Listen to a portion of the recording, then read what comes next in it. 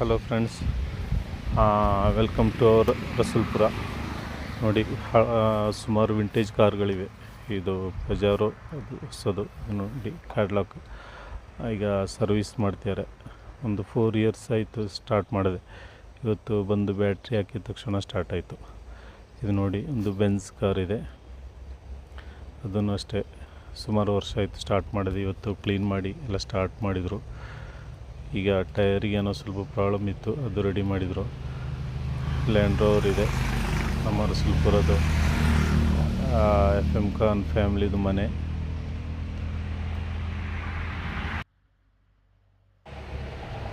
ಮನೆ ಮುಂದೆನೇ ಇಟ್ಟು ಎಲ್ಲನ ರೆಡಿ ಮಾಡ್ತಿದ್ದಾರೆ ಸ್ಪಾಟಲ್ಲಿ. ಇವತ್ತು ಬೆಳಗಿಂದ